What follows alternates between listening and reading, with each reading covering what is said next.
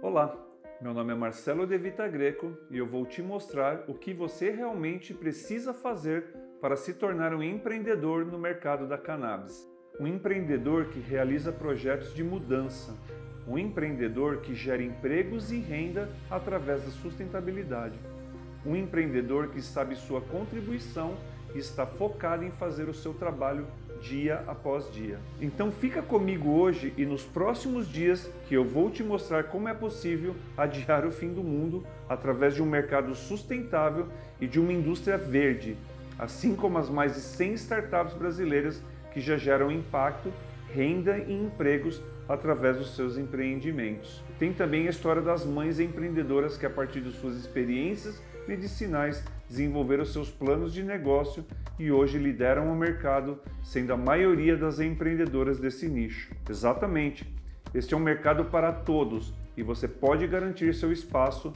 desde já. Esta realidade nos inspira a compartilhar com você todos os caminhos para participar desta indústria verde. Preciso só aproveitar para dizer que eu não sou coach, vou compartilhar tudo o que tenho vivido e aprendido nessa indústria. Então, agora que ajustamos as expectativas, podemos seguir.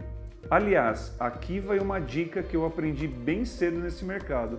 Se você realmente quer participar desse mercado, você precisa andar com quem já faz parte dele, ok? Então, para você ser empreendedor da indústria da cannabis, você precisa andar com quem? Como os empreendedores dessa indústria. Mesmo que para muitos empreender ainda seja um caminho que não parece fácil, o fato é que a cada dia mais e mais pessoas dão início ao próprio negócio. Eu sou uma dessas pessoas e escolhi um mercado que hoje já atrai investidores de todo o mundo, porque está alinhado com o futuro. Pessoal, quero contar para vocês como foi a minha transição para o segmento da cannabis. Em 2015 eu trabalhava numa empresa, no segmento corporativo, uma empresa multinacional, onde eu viajava 3, 4 vezes por ano para os Estados Unidos, onde eu tinha um salário bom, mas algo me dizia que dali para frente era muito arriscado eu permanecer naquela zona de conforto.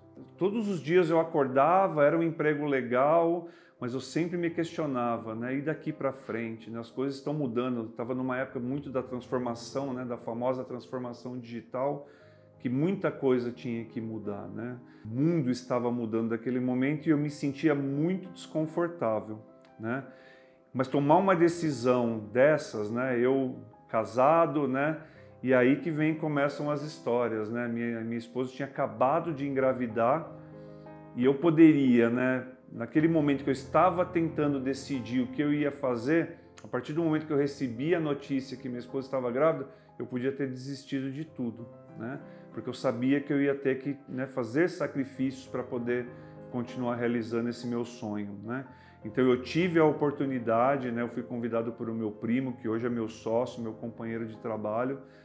Eu fui convidado para fazer uma viagem aos Estados Unidos para conhecer, e quando eu vi aquele mundo, de oportunidades que que ia acabar chegando aqui no Brasil, como está chegando, eu decidi naquele momento, que a minha esposa grávida de poucos meses, sair dessa empresa e entrar para um mundo completamente novo, onde eu não teria salário, onde eu teria que construir o meu salário, onde eu teria que colocar a cara para trabalhar num segmento muito complicado, Para falar de cannabis, imagina eu, naquele momento da minha vida, me colocar como um empreendedor do segmento da cannabis no LinkedIn, E foi o que eu fiz e eu não me arrependo. Foram 3 anos, do primeiro momento que a gente decidiu até a gente receber o nosso primeiro investimento, foram 3 anos.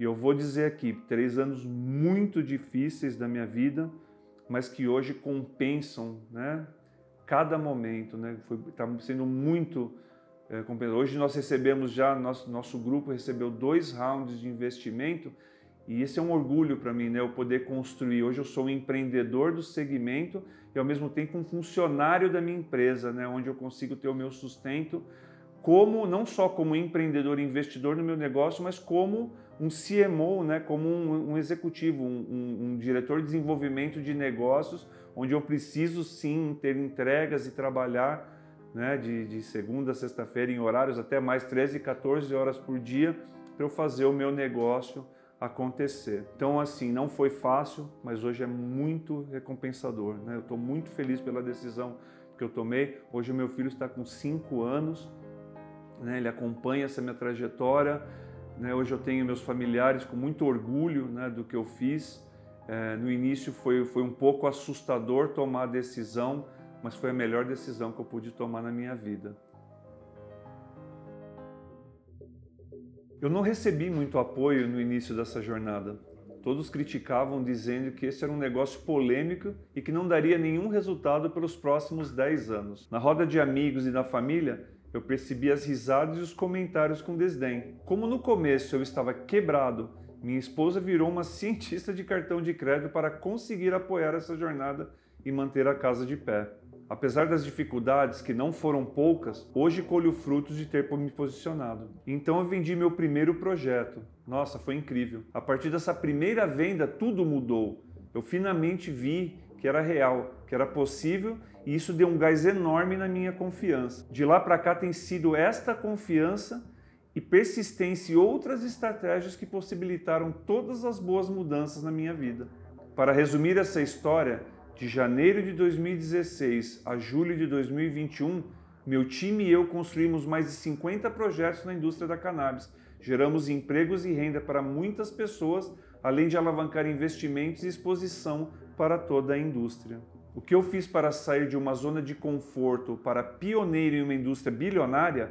Eu foquei em 4 coisas, 4 pilares simples que transformaram a minha vida e que agora podem transformar a sua como empreendedor também. E olha, não importa se você está começando nessa carreira ou se você já tem anos de experiências empreendendo, o que importa é que se você aplicá-los, você terá resultado. 1. Pessoas. A indústria da cannabis é feita por e para pessoas e ela carrega grandes responsabilidades com questões raciais e sociais. Por isso ela precisa ser inclusiva e para todos. 2. Sustentabilidade ambiental. Estamos falando de uma planta, certo? Tecnologia, a ferramenta de trabalho que possibilita a estruturação de projetos. E 4, projetos. Saiba onde você quer chegar e trace um caminho para alcançar seus objetivos. Se você quer mesmo empreender nessa indústria, aqui está o que poucos estão fazendo direito: comunicação. Quando eu falo de comunicação, eu não falo de postar sobre o assunto massivamente, sobre temas técnicos da planta, sem relacionar a outros contextos. Todos nós já sabemos até nomes dos canabinoides, como se isso fosse dar algum resultado efetivo no modelo de negócio. Estou falando de uma proposta de conteúdo que una todos os aspectos históricos, políticos, econômicos e científicos que possa consolidar de maneira prática e simples o entendimento de quem quer empreender nesta indústria e daí por diante empreender seguro. Um dos maiores segredos dessa indústria é conseguir entender seu impacto no mundo e seu potencial econômico, ligando estas duas pontas através de projetos. Educação é o poder e o começo de tudo. Por isso, agora em primeira mão, vou disponibilizar o vídeo do painel de abertura do último Cannabis Thinking que aconteceu em outubro em São Paulo. O tema do painel é Cannabis e ODS. E amanhã, no nosso segundo dia de programação, temos um convidado especial que vai compartilhar sua jornada de empreendedorismo. Fica ligado nas redes sociais que logo após o vídeo do CT você vai saber quem é o convidado de amanhã. Bom dia! Vamos começar o terceiro Cannabis Thinking. É o primeiro evento que a gente faz agora depois desses 21 meses de pandemia, desses 21 meses de muita dificuldade que a gente viveu aqui no país. É o primeiro evento presencial que a gente tem pensado em todos os cuidados e nas possibilidades que a gente possa manter todos os presentes salvos aqui dentro. Nós, palestrantes, nós estamos falando sem máscaras, mas ainda mantendo o distanciamento, fazendo todos os cuidados com relação aos equipamentos que nós estamos utilizando. Esse primeiro painel é uma proposta para que a gente possa discutir como é que a indústria da cannabis está alinhada ao desenvolvimento sustentável proposto pela ONU. Eu tenho aqui Patrick McCartan, Keila Santos e Patrícia Vilela. A gente vai fazer um diálogo onde, inicialmente, os três vão falar um pouquinho de cada uma das suas histórias. Depois eu vou abrir para vocês. Afinal de contas, vocês fazem parte desse evento.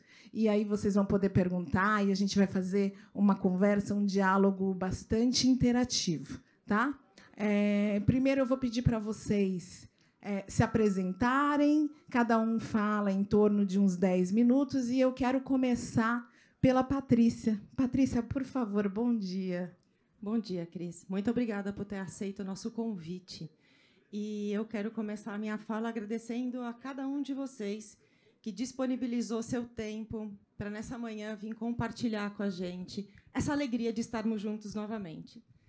Pelo menos dentro do meu coração, existe uma necessidade represada de estar junto com pessoas que possam contribuir nessa plataforma de desenvolvimento cultural, de conhecimento, de investigação científica e, mais importante, de mudança de mentalidade. Eu começo dizendo que hoje é um dia de coroar, mais um dia de coroar, um movimento cidadão que começa muito antes, que começa há pelo menos 10 ou alguns outros anos atrás. Quando eu vejo os rostos aqui, amigos, de uma década, um pouco mais de uma década, eu lembro de como era difícil a gente fazer uma reunião desse tipo, de como todos nós éramos marginalizados, ainda que fôssemos pais e mães, profissionais liberais, médicos, cientistas, profissionais da saúde, éramos todos marginalizados por estarmos falando de algo absolutamente demonizado. Continua sendo, até hoje.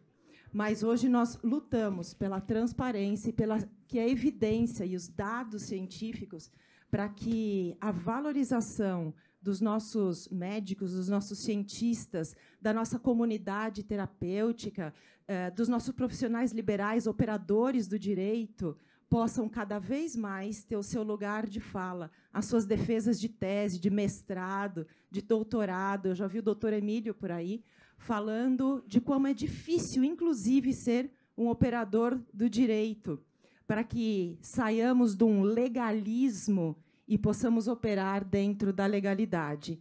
Hoje, coroa esse movimento cidadão de educação, de capacitação, de desprendimento de muitos preconceitos.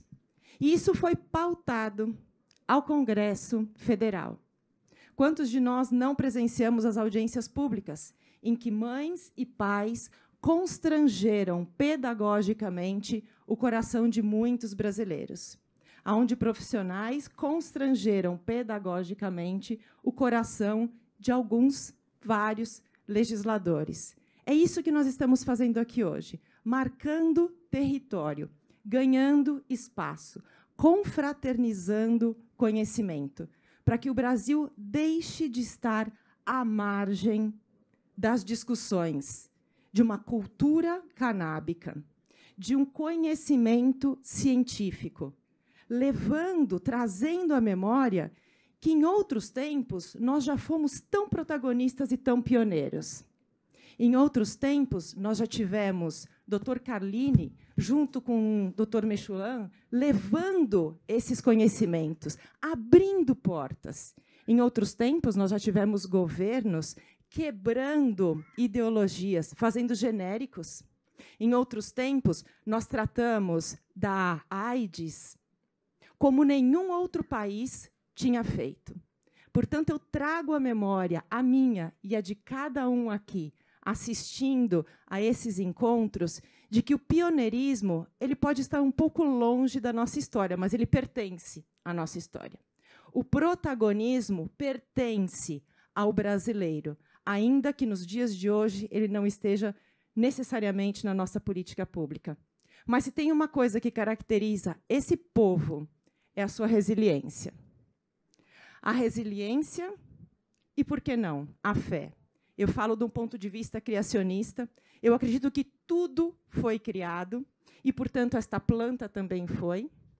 Sofreram, assim, suas divergências, seus maus caminhos, mas nós não podemos abrir mão de que essa planta ela preconiza saúde, bem-estar, descoberta científica, valorização da vida. Portanto, hoje nós falamos, sim, de biotecnologia, nós falamos de bioeconomia, trazer a vida para o centro das discussões econômicas. Nós nos antecipamos ao marco legal, dentro de uma obediência, porque aqui nós estamos nos preparando para que haja um mercado brasileiro, com ciência brasileira, mantido, promovido por brasileiros, que cuide dos seus outros brasileiros, antes que um marco legal nos pegue desprevenidos e os estrangeiros, que também são bem-vindos, possam ser os protagonistas dessas histórias, das nossas oportunidades, do nosso mercado. Hoje, nós abrimos, num evento presencial, o que já mostra a ousadia dentro da obediência dos brasileiros, de estarmos aqui juntos, de estarmos aqui guardando medidas sanitárias, mas não abrindo mão, não nos omitindo da necessidade de nós discutirmos o que são as melhores práticas dentro da governança, dentro do social e do respeito ao meio ambiente, junto com as condutas práticas dos Objetivos Sustentáveis das Nações Unidas. Isso quer dizer que hoje nós temos uma conduta para a empresa, mas também nós somos chamados à nossa responsabilidade cívica, social, cidadã, para que cada um tenha, dentro daqueles 17 pontos, a seu posicionamento. Aonde eu trabalho, aonde a minha empresa, a minha iniciativa, a minha organização não governamental está posicionada. Isso é um chamado de cidadania ativa, para que nós possamos levar a governança e a governança de empresas respeitar o posicionamento desse cidadão. Portanto, quando nós falamos dessas siglas, nós não estamos divergindo ou criando sinônimos. Nós estamos criando linhas de conduta que falam de empresa e linhas de conduta práticas que falam do indivíduo e do seu exercício de cidadania.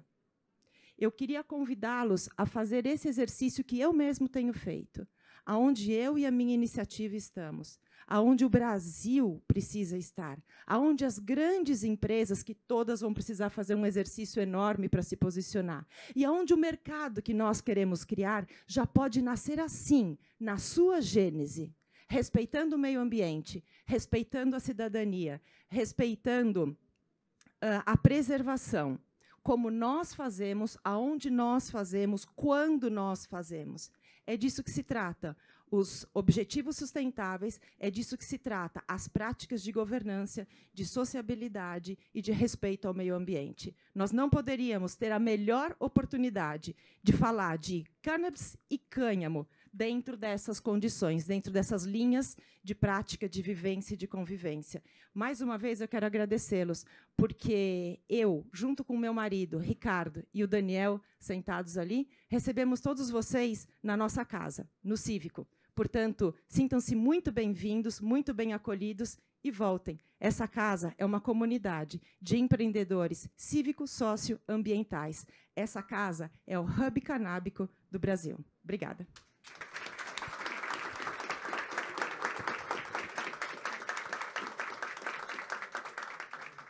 Obrigada, Patrícia, pela bela fala. Agora com vocês, a Keila Santos. Keila, por favor, introduza você, fala um pouco de você e fale sobre o tópico. Tá. Tudo bem, gente? Para quem não me conhece, meu nome é Keila Santos. Eu trabalho com cannabis medicinal, tem 12 anos, entrando para 13 anos agora. Meu primeiro contato com o cannabis e o desejo que eu tive, a curiosidade, foi quando eu morava na Inglaterra, muito tempo atrás, antes da faculdade ainda, e eu fui para Amsterdã, e foi lá que eu vi esse mundo de coffee shops, e liguei para minha mãe e disse para ela, olha, eu vou trabalhar com cannabis. Ela falou, você está louca? Você está louca? Minha avó pegou o telefone. Que isso? Você vai virar traficante? Naquela época era a mentalidade, né? Hoje em dia, a minha avó quer plantar cannabis, minha avó faz uso da cannabis. Eu me mudei para a Califórnia com meu filho, Gabriel, para iniciar um projeto de cannabis, que eram dispensários, plantações. E aprendendo, não existia muita informação ainda sobre CBD, principalmente. Então, nós montamos 3 empresas. Desculpa se eu gaguejar, às vezes, aqui eu falo muito mais inglês que português. Enfim, e nós montamos aquele dispensário, eu comecei a me apaixonar cada dia mais quando eu comecei a conhecer os pacientes que vinham na loja, né? E foi um contato com os pacientes que eu comecei a entender mais sobre a planta. Infelizmente, em 100 dias, o nosso dispensário foi fechado pela polícia. Eu fui presa, tive que lutar na justiça por 3 anos. Quase perdi meu filho para o estado, quase fui deportada. Mas foi o que a Patrícia falou. Nós temos muita resiliência. E eu acho que nada tira ou compara o amor que existe entre a cannabis. Quando eu conheci as mães, que eu comecei a conhecer as primeiras mães lá dos Estados Unidos, foi quando a gente descobriu o CBD e não existia ninguém fazendo. E elas implorando, a gente vai aprender a fazer junto. Então, a gente aprendendo a fazer o óleo juntas. Não existia laboratórios que fizessem o que poderiam fazer. E foi aumentando esse grupo. E aí, no mesmo tempo, 2 anos depois, eu conheci um grupo de mães aqui do Brasil, né? E elas me ensinaram muito, me ensinam muito até hoje. Tanto que foi devido a isso também que, quando abriu o mercado no Brasil, que eu fui convidada para a Anvisa para vir para cá, eu percebi que o mercado ia ser injusto com o brasileiro, porque só podia importar, não tinha... ainda estamos, né, nessas leis. E eu falei, como que eu, brasileira, posso ajudar? Eu quero montar um time totalmente brasileiro. Eu quero fazer tudo que eu puder. Então, tem o nosso programa de inclusão, que tem 2, 3 aqui com a gente, 4, que estão no time. E isso só faz aumentar a minha vontade de fazer esse projeto ficar mais amplo. Infelizmente, no ano passado, no ano 2020, somente 2,7% ou 3% de todo o capital que foi investido na indústria da cannabis foi para empresas de mulheres. E o restante? A gente está falando que 97% de bilhões e bilhões e bilhões estão sendo colocados somente em empresas que têm homens. Isso também é uma outra coisa que vai mudar e a gente já está mudando. O Patrick, meu amigo aqui, tem um projeto que é um fundo, eu esqueci o nome da mina, ele vai falar sobre isso, sobre mulheres. Ele me falou ontem, eu falei, eu quero entrar. Então, assim, tem muito trabalho a ser feito, só que o Brasil já está na frente de outros países. Isso, às vezes, eu falo muito para as pessoas, se acalmem, não é que aqui não pode plantar ainda, mas vai poder. O Brasil está na frente em questão de diálogo, essas iniciativas sociais. Isso não é visto no mundo da cannabis fora. E eu viajo o mundo inteiro a eventos e não é um diálogo. O diálogo é só, né, investimentos, tecnologias, que são maravilhosas, mas você não vê esse diálogo. E as mulheres estão cada vez mais... Inclusive, mulheres que iniciaram o mundo da cannabis nos Estados Unidos, você não vê ninguém falando delas, ou as empresas delas tendo muito sucesso. Isso é outra coisa que a gente vai mudar. Enfim, mas, sendo brasileira, eu tenho muito orgulho de poder estar lá, de passar por tudo que a gente passa e poder fazer uma diferença e estar abrindo um marco para vários países, não só Estados Unidos, Brasil. Enfim, eu acho muito importante essa chamada para as empresas que estão entrando no negócio de terem essa responsabilidade social. Isso tem que ser prioridade número 1. Entender os problemas as consequências que o proibicionismo teve, a consequência que a guerra às drogas, que iniciou em 2006, teve e ainda tem. E em quem? Na maioria das partes são mulheres que acabam sofrendo com isso. Então, eu quero aumentar o nosso projeto de inclusão que a gente já tem na empresa e quero dar oportunidade para recolocar essas pessoas na sociedade e dar a elas uma vida nova. Porque eu acredito, por exemplo, com a minha marca, que é Revivid, eu, quando dei o nome dessa marca, era porque, para mim, o óleo, a cannabis em si, ajuda o paciente a dar àquela pessoa uma nova vida, mas não só ela, os pais, todo mundo que está em volta. E isso também pode... é o mesmo pensamento para poder trazer essas pessoas que estão na prisão injustamente, muitas mulheres, e trazê-las de volta e usar a mesma planta para dá-las oportunidade na sociedade. Então, esse é um dos meus grandes sonhos, que é o que eu vou fazer, e eu sei que eu vou fazer isso com vocês. Eu tenho certeza. Obrigada. E a gente quer te ajudar nisso, não tenha dúvidas. Obrigada, Keila. Patrick, please, can you introduce yourself and speak a little about the topic, please? Yes, for sure. Hello, I'm Patrick McCartan. First of all, I want to thank everyone here and thank Patricia and Kayla, Alex and the team for the invitation. It's a great honor to be here amongst an incredible community of what I'm learning about, of purpose-driven, mission-driven people that are committed to building an incredible industry here that will have not just an economic and social and environmental impact. So I'm very, very honored. So thank you, first of all. I am Irish, by the way, so I have a deep passion for Brazil, but we could talk about that another time. I've always been very passionate about the country and about the people and the culture. This is my first time in Brazil. So from what I have seen, I'm falling in love already. It's a beautiful, beautiful country and beautiful city. I left Ireland 12 years ago to live in California to work at the coalface of corporate sustainability, working with many, many of the global corporations like Unilever, Procter & Gamble, Amazon, Nike, many, many companies. I also worked with Natura, who are obviously based out of Sao Paulo in Brazil, a great, great company. And working in corporate sustainability exposed me to the potential for businesses to really become outstanding businesses, not just economically, but socially and environmentally. One of the companies that I really admired was Unilever and the CEO, Paul Polman, who built purpose despite a lot of challenges into the core of the business. And as I got to understand more about the C-suite level and the challenges and the opportunity and the challenges of our world, I started learning more about hemp and cannabis. Hemp being tens of thousands of applications for plastics, papers, fibers, fuels, pharma even. And I started learning about cannabis, the medical side of cannabis, not so much the recreational and the adult use and the psychoactive, but the more I started to learn about that, the more I realized that this magical plant is going to change the world when we start to understand what this plant really is.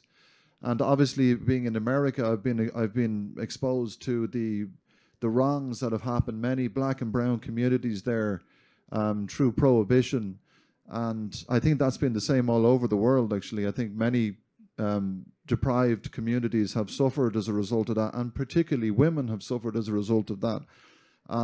So being a purpose-driven, mission-driven person myself who cares about people, adores people and adores this beautiful planet, I set about in my own campaign to move into the cannabis industry, to learn more about hemp, to learn more about medical cannabis and the many hundreds of compounds, THC, CBD, CBN, CBG, THCV, all of these incredible compounds that science has started to tell us more about. And when I started to hear about the stories about children with epilepsy and close friends and family with cancer who were really struggling with opioid addiction and struggling to figure out a way to overcome pain in a more holistic way, it started to dawn on me that cannabis is one of the very important answers for people for health and wellness, but for people with some very serious illnesses. So also, as I was working in the corporate sustainability world, I was exposed to the United Nations Sustainable Development Goals. And 93% of all corporations have a commitment and alignment to the SDGs. These are a framework for building a beautiful, sustainable world put out by the United Nations. And I felt that was the right framework for the cannabis industry in North America. So when I moved in several years ago, there was very little talk of ESG, environmental social governance. There was no talk of sustainability. There was no reference to the SDGs, the United Nations Sustainable Development Goals. What I saw was all people wanted to do was make money, and that was not the way to build a purpose-driven industry. So through a number of different projects and through my own business, Regenibus, which is an advisory business around ESG, sustainability, United Nations, branding, communications, we set about on a campaign to really help companies and the industry start to build sustainability into the core of their business, build ESG principles so that they could become the next leading sustainable brands of the future. And you know, what's happening in the world right now from an environmental standpoint, this world is in chaos. We're struggling with climate change, with fires in California and across North America. We're in a very serious situation. And we all have children, and we all want to leave a better world for our children. And it's so important that we think like this, because if we don't, I can't imagine the world that will be there for my two little boys and all of the rest of the children around the world. So I think we really, as a collective, we really need to start focusing on educating through science, as Patricia alluded to, and through education and awareness, the value of cannabis to health and wellness, to changing society. We can, you know, for example, in North America, in the United States, there are programs now to take people back out of jails and incarceration, and most of these are black and brown, of course, which is part of the prohibition racism that's happened. And we're seeing so many people now come back into society from these jails. Restorative justice is so important. It's very important for me because many of my friends in America are black and brown from great communities and the greatest people in the world. So it's very important also that we, you know, and I know there's challenges here in Brazil too about women ending up in prison for very minor situations and for association of other situations. And I think for love too, of course, yeah. And I think politics and government really need to start understanding what's happened, not just in Brazil, but around the world, because we've destroyed the world in many ways through the destruction of society, through the oppression of people, and through the oppression of this beautiful and incredible plant, cannabis and hemp.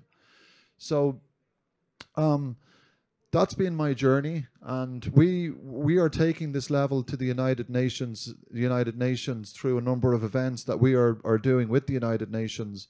The purpose really there is around education and awareness for governments from Colombia to Panama to Israel, Germany, Ireland, where I'm from, United States, Brazil. We want to bring the governments, the ministers for health, the presidents, all into the room with the Fortune 500 companies, with cannabis companies, with thought leaders like Steve D'Angelo. And I believe Steve spoke here, maybe Steve spoke here before, a great leader and a great voice for those who have been oppressed.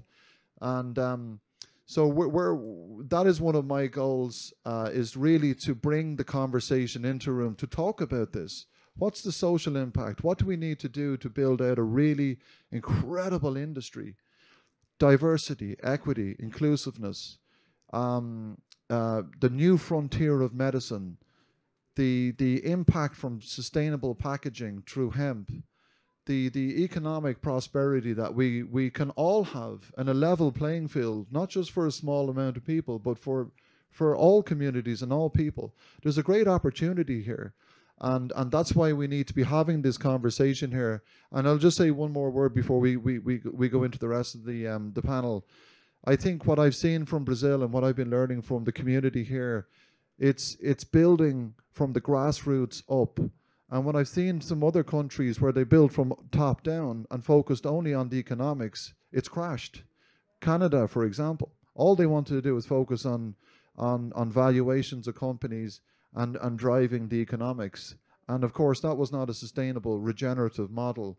So I think, and what I've seen and what I'm loving is what I'm seeing that's been built here in Brazil. Amazing people from all walks of life coming together to build a grassroots community. Of course, there's always going to be challenges with political. There's always going to be challenges, but diamonds are created through pressure.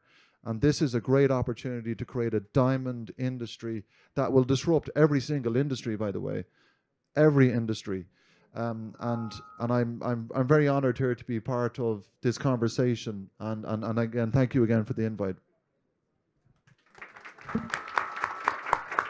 Obrigada, Patrick. Eu percebo que essa nossa conversa, ela demonstra o quanto o diálogo é importante para que a gente abra mentes, a gente precisa abrir mentes, mas é também sobre empatia, porque vocês trouxeram aqui 3 histórias pessoais que estão muito relacionadas com a empatia que vocês criaram com relação ao outro. E aí, Patrícia, eu fico pensando, a gente vai abrir agora para os diálogos. Quem quiser perguntar, eu já vou passar para vocês, tá? Eu queria fazer uma pergunta para você, Patrícia, porque eu fico pensando nesse cenário Brasil, onde a gente... Vamos falar de guerra contra as drogas. 2006, nós temos uma lei aqui no Brasil que me faz lembrar de Khadija Tribble, que é uma ativista americana, que ela fala muito de como a lei de drogas nos Estados Unidos fez com que a comunidade negra de lá perdesse todas as conquistas que ela conseguiu adquirir desde que lutaram, desde que foram às ruas para que tivessem os direitos civis. Né? Conquistas econômicas, conquistas de desenvolvimento social, pessoal. E eu percebo isso aqui no Brasil. Eu queria que você falasse um pouco qual que é a relação de perdas de conquistas de comunidades negras, comunidades periféricas e, principalmente, do aumento absurdo do número de mulheres encarceradas no Brasil, que, desde 2006, aumentou mais de 600%. É verdade. Bom, é um lugar de muita responsabilidade que você me coloca, Cris, para falar, porque eu sou uma mulher branca, eu represento a classe economicamente controladora desse país, eu faço parte digamos assim, de pessoas que talvez não estivessem qualificadas para falar sobre esse assunto, mas também, há pelo menos uma década, eu tenho buscado a minha reinvenção, a ler as biografias que não fizeram parte do meu currículo escolar e a desromantizar tudo aquilo que foi bastante romanticamente aprendido. E é por estar nesse lugar de convulsão e de grande constrangimento pedagógico que eu gosto de levar o tema assim para frente. Porque é mais um exercício de empatia. E é um exercício de compaixão por uma ancestralidade, de trazer à mente todos os dias que, quando os meus ancestrais imigrantes chegaram no Brasil, eles chegaram, sim, com benefícios. Que, quando outros ancestrais de afrodescendentes chegaram no Brasil, eles não chegaram com benefícios e ninguém perguntou se eles queriam vir. Eles foram puramente arrastados, extremamente maltratados, sobreviventes numa terra da onde eles nunca pertenceram. O porquê eu falo tudo isso? Porque isso influenciou bravamente o nosso imaginário. Isso influencia o nosso repertório. Isso influencia a maneira como que nós vemos o outro. O nosso parâmetro é um parâmetro europeizado. A nossa mentalidade, a nossa ideologia, ela é branqueadora. Nós não aceitamos o erro. Se a pessoa comete um erro, ela é o seu erro. O erro não é parte da vida dela. E hoje nós sabemos exatamente, por estar neste lugar onde nós estamos, de empreendedorismo, de startups, que errar faz parte do processo de aprender. Hoje, eu e o Ricardo temos ensinado isso para o Daniel. Errar faz parte do processo de aprender. E você não é o seu erro. E eu, na minha prática de todos os dias, à frente da Humanitas 360, que tem trabalhado muito embasada no ODS 16, de paz, justiça e instituições eficientes, nós temos trabalhado com uma população que, segundo, então, o imaginário e o repertório brasileiro, essa população de mulheres, ela é um erro. É um erro a sua existência. Porque são mulheres que, de alguma maneira, fugiram do ordenamento jurídico, escaparam, ou foram levadas a isso, o que geralmente acontece. Segundo essa lei, a nossa lei de drogas vigente, as mulheres elas estão, às vezes, dormindo, meus caros, quando seus companheiros tinham, então, o produto entorpecente na casa. E elas são levadas como mulheres presas em flagrante. E são separadas dos seus filhos, e os vínculos familiares são completamente interrompidos naquele momento. E nós, assim, vamos gerando situações e gerações conhecidas por nós, os que não erram, como gerações de delinquentes, porque eles erraram. Então, quando nós falamos em novas práticas de governança, mas também práticas de desenvolvimento que nós trazemos para dentro das nossas casas, das nossas instituições, das nossas conversas, dos nossos eventos, da mesa onde famílias ainda se reúnem, ou pelos grupos de WhatsApp, onde várias famílias têm se reunido, nós temos que fazer essa análise autocrítica. Porque, se a gente não fizer essa análise autocrítica, a gente só vai ficar criticando o outro. E nós vamos ser extremamente hediondos e odiosos. E vamos materializar todo o nosso ódio e a nossa hediondez no nosso voto. E vamos continuar elegendo pessoas hediondas e odiosas. E vamos perpetuar uma geração, então, de ódio nesse país.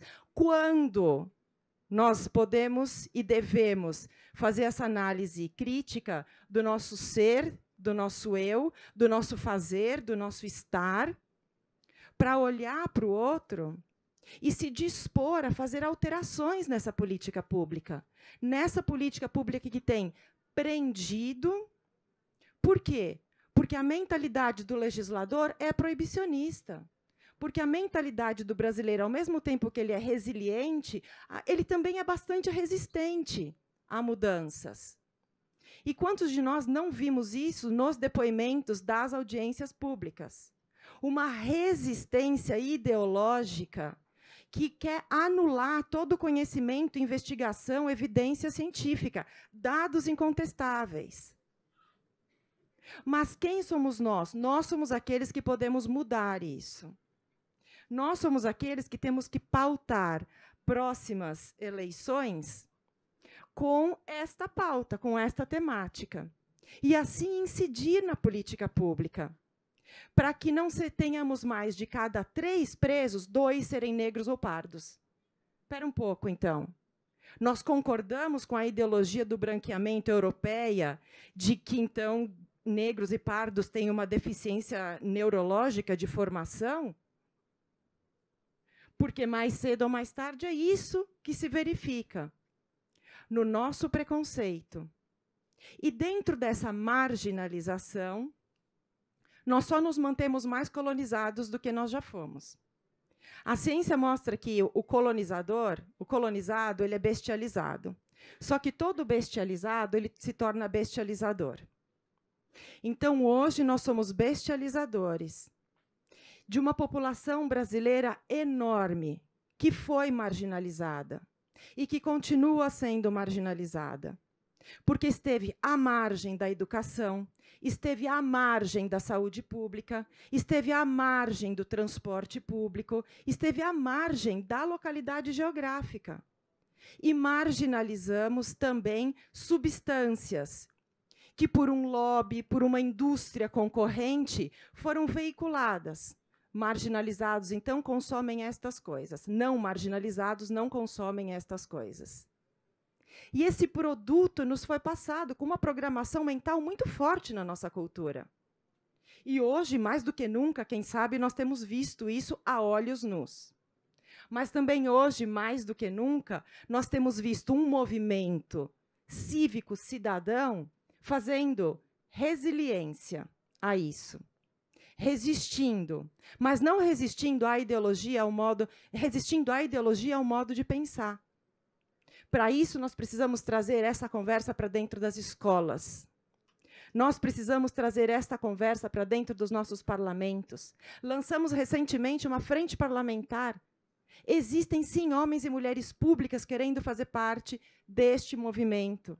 Existem, sim, outros cientistas, que não aqueles tão já conhecidos entre nós, que são refratários, mas que querem ter esse conteúdo. Os nossos filhos, pequenos, médios, grandes, qualquer tamanho, precisam ter esse conteúdo dentro das nossas casas. E assim nós vamos poder olhar para outras mulheres que estão sendo marginalizadas, presas, hostilizadas, fruto de um abuso e constantemente abusadas dentro do nosso sistema penitenciário, como produto de uma ideologia, contudo, cidadãs, merecedoras, sim, de uma outra oportunidade. Isso não está no direito brasileiro, porque, segundo o direito brasileiro, pessoas presas por tráfico têm o seu crime equiparado a um crime hediondo.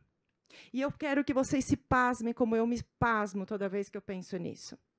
O juiz, ao sentenciar, além da privação de liberdade, que já é alta, ele ainda sentencia essa mulher com uma pena de multa. Isso quer dizer que, depois de ter sido privada da sua liberdade por alguns tantos anos, privada do convívio e do vínculo, que são restaurativos neste momento que deveria ser educativo, elas saem devedoras ao Estado. Vocês sabem o que acontece quando a gente está no cadastro de dívida ativa do nosso Estado? A gente não tem direitos políticos reinstaurados.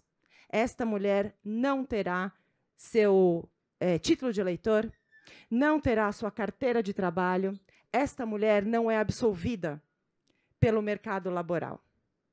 Essa mulher precisa ser uma empreendedora. Ela vai precisar empreender na sua vida para poder sobreviver e fugir daquilo que vai procurá-la, o crime, aos referenciais que ela sempre teve na sua vida. E vai voltar para aumentar as nossas belas taxas de reincidência. E se isso não for uma conversa de direitos humanos, porque ela é uma conversa de direito econômico, porque custa ao cofre público. Faz parte dos nossos impostos pagos.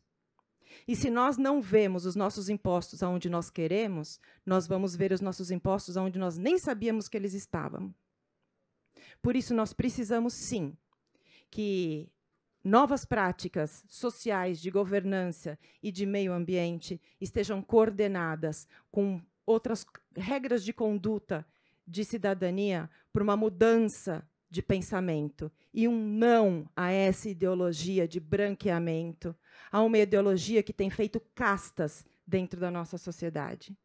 Eu acredito, sim, que nós todos devamos entender mais de política pública, porque isso intervém nas nossas vidas. Nós precisamos começar a saber quem são os nossos representantes nos nossos parlamentos, que representam as nossas pautas, e precisamos colocar homens e mulheres públicos a ouvir e a atender o apelo da sociedade brasileira, e assim colocar o Brasil nessa discussão de uma nova economia que deve nascer na sua gênese, preocupada com justiça social, com acesso econômico, com a ancestralidade dessa planta que nós estamos falando. Isso é respeito. Isso é respeito por aqueles que começaram, por aqueles que têm sofrido e por aqueles que estão esquecidos. Porque no Brasil, mas também nos Estados Unidos, existem já milionários na indústria de cannabis. E as pessoas continuam sendo presas por tráfico. Só que os verdadeiros traficantes, os senhores do tráfico, continuam traficando. Se nós temos 800 mil presos e a maioria deles é preso por tráfico, eu me pergunto todos os dias, como esse tráfico na frente de toda a escola pública e privada continua acontecendo? É porque continuamos prendendo mal. Prendemos com bases e critérios na cor, na raça, porque continuamos acreditando que o Brasil é uma democracia racial. Grande engano. Grande engano. Prendemos na cor, na raça e no extrato econômico. Por isso, nós precisamos mudar. Obrigada, Patrícia. Foi linda a sua fala. Could I just say one quick comment? Please, Yeah, please. incredible, and she's speaking incredible truth. I think what we're seeing in California and many other states is their expungement programs where they're actually releasing the prisoners and actually expunging their record, so they come back out into society with no record of any. And I think that's a very good framework and a very good model that can be replicated all over the world. So. E eu fiz questão de a gente falar sobre isso, embora a gente esteja aqui num evento falando do mercado legal da cannabis, num país como o Brasil, onde nós estamos num dos países mais desiguais do mundo, é importante. Você começou dizendo, eu não tenho lugar de fala. Você é, sim, representante dessas pessoas que são vítimas da seletividade penal aqui no Brasil. E é importante que a voz dessas pessoas ela esteja presente aqui nesse evento, através de uma mulher como você, que tem total consciência dessa estrutura, que inviabiliza que essas pessoas consigam se transformar em cidadãos, né, sejam novamente vistos pela sociedade, e não dá para a gente pensar em possibilidades de desenvolvimento através da indústria da cannabis se a gente ainda está num país onde a gente tem pessoas como Rafael Braga. E se alguém aqui não conhece Rafael Braga, por favor, façam essa lição de casa. É a única pessoa que foi presa nos protestos de 2012 no Brasil com 9 gramas de maconha. Um jovem negro que teve o seu futuro roubado. Que essa discussão que a gente tem aqui, através dos objetivos de desenvolvimento proposto para a ONU, seja a partir de um olhar para jovens que estão pensando o futuro, porque nós começamos esse talk falando de futuro. Eu quero abrir para vocês, quem tem perguntas aí, eu até fui buscar o álcool gel aqui para eu limpar o microfone, que eu estou esperando um monte de perguntas, hein? Quem tem, levanta a mão, já temos aqui. Ah, tem outro microfone? Ah, então vamos lá, gente. Alguém quer perguntar? Se não, olha, temos perguntas lá atrás. Eu vou pedir para você se apresentar e fazer sua pergunta. O microfone está chegando aí. Levanta a mão para ele ver onde que é o microfone. Você já viu? Cris. Bom dia, meu nome é Thaís. Vamos convidar as pessoas a sentarem. Vamos. Gente, quem quiser, tem mais lugares. Thaís, me perdoa? Sim, pode. Quem quiser, tem lugares vazios aqui. Vocês não querem se acomodar? Thaís, por favor. A minha pergunta é uma pergunta, inclusive, que vem com muito medo e receio de que a indústria farmacêutica está entrando no mundo da cannabis e está querendo fazer algo sintético e, né, patrocinado por pesquisas científicas que não são que são realmente voltadas para o lado financeiro. E eu queria saber se algum de vocês tem uma resposta de qual que vai ser o impacto disso para o CBD, para a cannabis, quando a indústria farmacêutica entra num mundo que talvez não seja tão convidativo para eles, né? Pelo que é, na verdade, o objetivo da cannabis. Alguém quer responder a Thaís? Eu também tenho esse mesmo medo, porque aqui no Brasil a gente começa com a indústria farmacêutica lançando o primeiro produto, que foi uma surpresa, né? Patrick? Okay, yeah, no problem. Yeah, I think there's a great clash that's coming up against the pharmaceutical world. There's been a lot of issues with pharma companies, and I think they're realizing now that this is a train that they can't stop. Number one.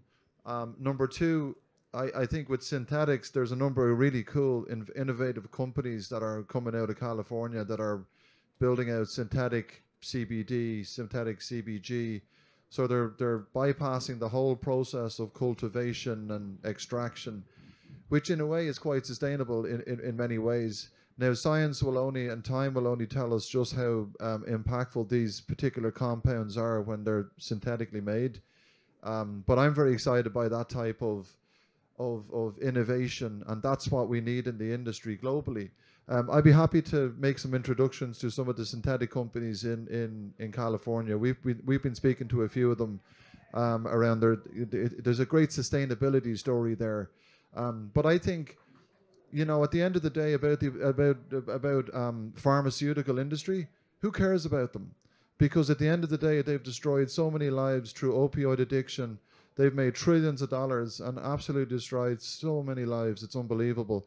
So we need everybody at the table, number one, to make this all go forward. But at the same time, you know, I think I don't know, but I've seen many people struggle with opioid addiction, and pharma are a big stain on this planet, really, to be honest with you. And I'm hoping that they embrace cannabis, like we're seeing with the cigarette companies, Altria, Philip Morris. They're embracing cannabis now. They're moving away from tobacco, and now because consumer demand and behavior is changing.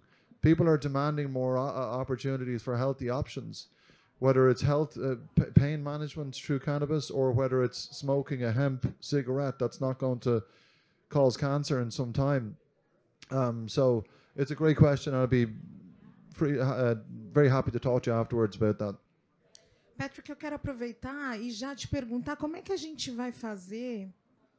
Quero aproveitar e já te perguntar como é que a gente pode fazer com que as empresas enxerguem maior oportunidade na indústria da cannabis.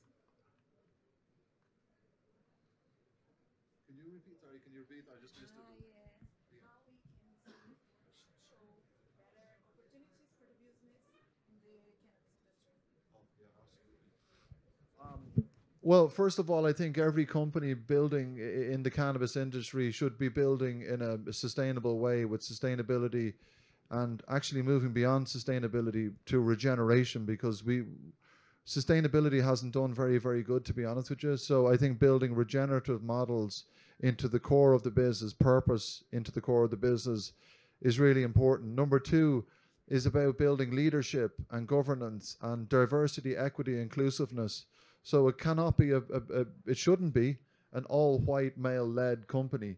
Khadija Tribble, you mentioned there, she's the VP of Corporate Social Responsibility at Curaleaf. She's incredible, but I want to see more from Curaleaf at a higher level, at a C-suite. And I think a cannabis company, to build a great company, needs to be building DEI into the core of the business from the get-go. Also, of course, working with the right partnerships. So when we talk about United Nations Sustainable Development Goals, number 17 is all about partnerships. So building and working and collaborating with the right partners that have the same type of commitment to purpose and a bigger vision beyond the economics, that's really important about building a purpose-driven company. And I think one of the big challenges is around regulation, and I know Brazil is at the early stages here, but really pushing and fighting for regulation with the politicians and bringing them into the conversation, into conversations like this. I'm hoping there's some politicians here, by the way, because once they start to understand this, that's when they start to make the decision. Like my father is a politician in Ireland. It took me some time to convert him and to educate him around cannabis, because he was, you know, he had the stigma associated with it. But again, building that business is so important through the regulation, bringing the politicians and the government into the conversation so they can understand. Because once they understand, that's when the magic happens. So I'll pass it up to Kayla. Is it working? Tá funcionando? Tá. Tá me escutando? Eu queria falar, nessa fala do Patrick, sobre oportunidade. Eu vejo, por alguns anos, que tem uma tendência de várias empresas estarem fazendo a mesma coisa, né? Então, hoje a gente vai nos Estados Unidos, e nos Estados Unidos já vejo isso há uns 10 anos. Todo mundo com os mesmos produtos. E eu estou vendo isso aqui no Brasil também, né? Enquanto a gente tem tanta oportunidade com essa planta e que estão alinhados com os goals das Nações Unidas, Um ponto que eu quero falar, que eu estou tentando fazer com a minha empresa já tem uns 5 anos, e quando eu falei com o Patrick, eu falei, Patrick, você precisa me ajudar, porque é muito difícil executar, por vários motivos. Às vezes, gente que trabalha com você não vê a minha importância, muitas pessoas só estão querendo dinheiro, né, da cannabis, e não vê a oportunidade no lixo canábico. Então, eu comecei a ver, não só na nossa operação, mas na operação de vários amigos, muito lixo canábico, né? E eu falei, comecei a fazer pesquisa. E decidi fazer pet litters. Eu comecei a pet litters, é aquele onde você coloca o seu gato, como fala em português? A caminha do gato. É caríssimo. Para comprar um pacote normal para os meus gatos, eu gasto $50 por mês. Então, eu decidi fazer do resto, do lixo do canábico, e a gente consegue diminuir esse custo para, provavelmente, 50 centavos, um pacote 2 vezes maior que isso. Então, eu comecei a doar para vários pet shelters e levar mesmo as sacolas. Olha, isso aqui dá para substituir, explicar sobre o cânhamo. E agora eu estou fazendo o packaging de cânhamo também, o nosso material. Vocês vão receber hoje aqui uns cartõezinhos. Tudo isso foi feito de resíduos das nossas plantas. Mas também não foi fácil executar, porque eu não consegui nem fazer cartão suficiente. Ou seja, a gente tem toneladas e toneladas e toneladas de lixo, e que, para eu conseguir fazer cartão em papel, eu não consegui fazer para um público de 300 pessoas para esse evento. Então, aí tem muita oportunidade. Tem muitas empresas que podem ser criadas através do cânhamo, após a extração, após a gente já ter feito os óleos de canabidiol. Então, tem muito uso para construção, o hempcrete, o concreto do hemp. Eu queria fazer uma casa no Brasil com isso. Inclusive, eu mandei um e-mail para a Anvisa solicitando uma reunião, porque eu quero conversar com eles como a gente pode trazer essa alternativa do cânhamo para o Brasil, para a construção, para poder fazer uma construção bem mais em conta, que dure mais, criar tantos empregos. A planta tem muita oportunidade nela. E não está só no fazer o óleo de CBD, todo mundo que a gente está fazendo. E, olha, eu fabrico também, eu estou falando nisso. Mas eu estou entrando em outras coisas com a cannabis, eu quero fazer outras coisas, mais projetos, poder mudar essa...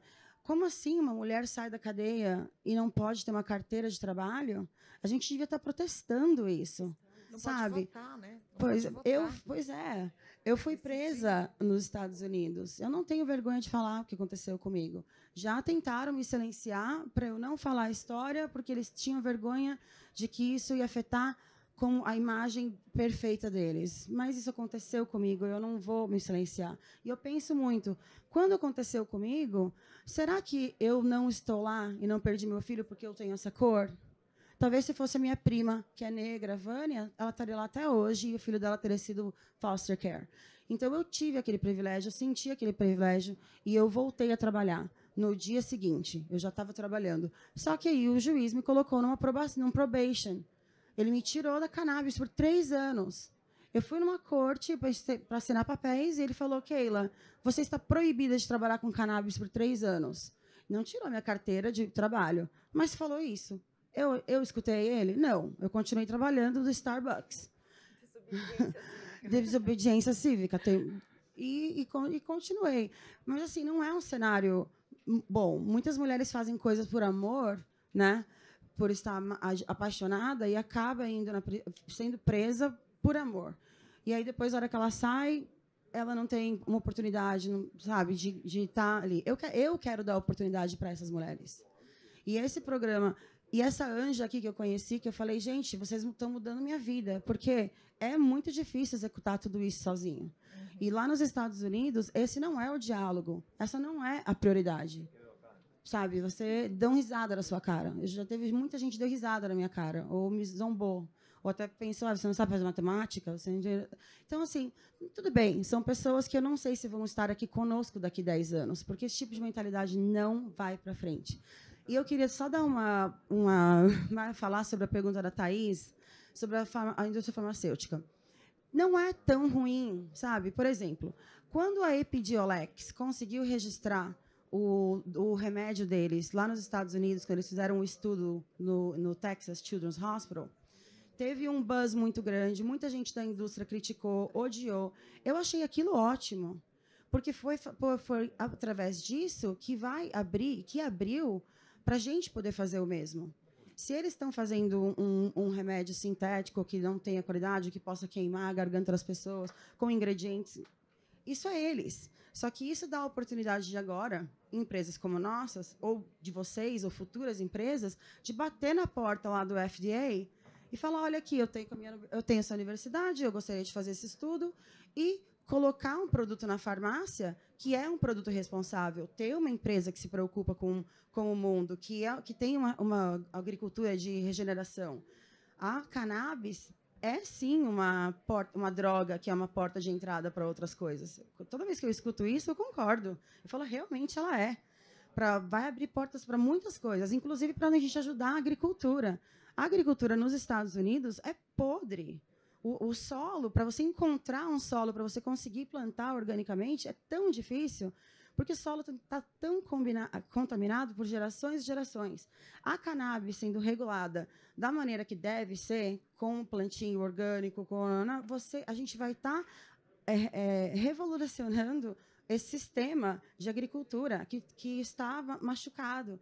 Então, assim, quando esses produtos vão estar na farmácia, que já estão caros, né, os preços, não é acessível para muitas pessoas, a gente conseguindo fazer o mesmo e colocar um produto acessível, mais em conta, a gente vai precisar de muitas fazendas. Muitas fazendas, né? Eu fiquei sabendo que o Bill Gates está comprando um monte de fazendas lá nos Estados Unidos. E ele vai plantar cânhamo industrial. Ele vai plantar hemp industrial em um nível absurdo. Poxa, eu fiquei com um sorrisão quando me falaram isso na Colômbia. Eu não estava sabendo. Eu sabia que ele compra terras, mas o futuro vai ser isso. Então, a gente vai conseguir, através dessa planta, não somente salvar a vida das pessoas, mas a gente vai conseguir regenerate o mundo todo. Como que fala essa palavra em português? Renovar, reviver. E é isso. Eu acho que tem oportunidade. Eu entendo a sua frustração, porque eu também senti isso. Mas, refletindo mesmo, está nos ajudando. Entendeu? E aí, agora, pegar essas empresas, como o Patrick faz, o trabalho dele é muito necessário, e conversar, e sentar e conversar com esses profissionais, com essas empresas, e tentar implementar neles a mudança que a gente está querendo. A gente espera, né? Sim. Patrícia? Cris, posso pular aqui rapidinho para endereçar a sua pergunta, que foi bem provocativa? As oportunidades, nós vamos precisar cavá-las, construí-las. E nós vamos precisar de várias expertises científicas e profissionais. É a multidisciplinariedade, os conhecimentos agronômicos, os conhecimentos da engenharia química. Então, assim, são tantas as expertises e as capacidades, as competências que nós precisamos agregar para que realmente a gente não olhe só para a cannabis medicinal, nem só para o cânhamo, mas para que nós olhemos os dois. As oportunidades de transformação de matrizes de produção estão postas. É claro que vai depender de muito estudo, de comprovação científica, evidências. Nós vamos precisar de profissionais extremamente dedicados a isso, porque são matrizes de produção muito antigas. São companhias e são indústrias muito conservadoras e arraigadas, por exemplo, a do papel, não é? A da madeira. Então, nós temos o potencial de mudar matrizes de produção conservadoras, antigas, mostrando o poder regenerativo dessa nova economia, que vem baseada numa cultura, que precisa ter uma amplitude de conhecimento, de entendimento, para que possa haver a completude desse ciclo e essa economia sustentável, criativa, aconteça entre nós, dando emprego, dando dignidade de vida, trazendo inovação. E, para terminar, são culturas empresariais já definidas, postas, status quo, que precisam ser balanceados, que precisam ser chocados com uma cultura empreendedora, para que a gente possa ter melhores práticas empresariais, com uma ousadia empreendedora, para essa transformação econômica acontecer. E o Brasil, pelo que eu aprendi com um agrônomo amigo sentado ali, tem condições absolutamente positivas para isso acontecer. Precisamos também de positivar os nossos corações, as nossas mentalidades, os nossos pensamentos, as nossas cabeças, as conversas que acontecem dentro das nossas casas. Aí está a nossa grande oportunidade. Obrigada.